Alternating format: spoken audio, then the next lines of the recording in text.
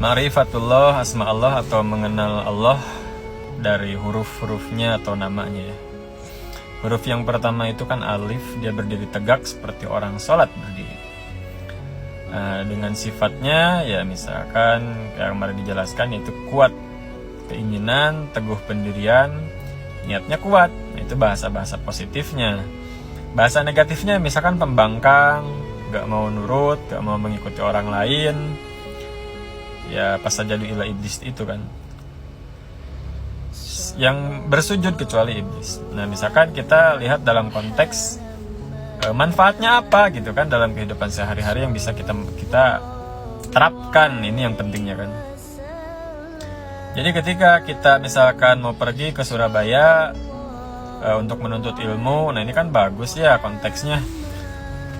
Dalam proses perjalanan itu kan banyak godaan, capek, panas, lelah. Nah bagaimana kita harus bisa bersikap seperti sifatnya alif, yaitu teguh pendirian, harus kuat niat, jangan mudah goyah. Nah maka sifat unsur api di situ nggak selalu jelek gitu kan, karena tujuannya bagus. Makanya kita harus mengambil sikap sifat unsur api. Belum dibahas nanti sifat yang lainnya ya, bagaimana bersifat angin dan seterusnya. Nah terus bagaimana kita harus kita nggak boleh bersikap atau bersifat unsur api dalam keseharian. Nah, ya ketika tujuannya buruk.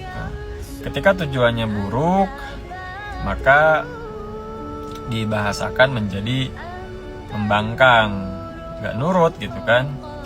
Misalkan nih anak-anak sama orang tuanya misalkan disuruh sholat, disuruh ngaji, disuruh belajar gitu.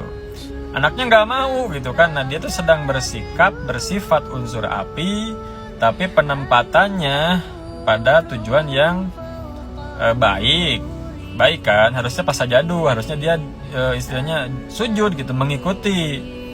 Tapi karena dia unsur apinya misalkan yang dipakai dominannya unsur api, sehingga dia nggak mau mengikuti.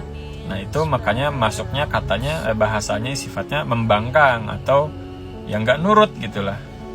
Karena tujuannya bagus, diajak ngaji, diajak sholat, kok nggak mau gitu kan. Jadi unsurnya sama, tapi bisa berbeda bahasa karena tujuannya berbeda. Yang satu baik, maka kata-kata positif, niatnya kuat, keinginannya kuat. Tapi ketika tujuannya diajak baik dia nggak mau, nggak boleh menggunakan unsur api yang baik. Tapi ya bahasanya membangkang karena tujuannya baik.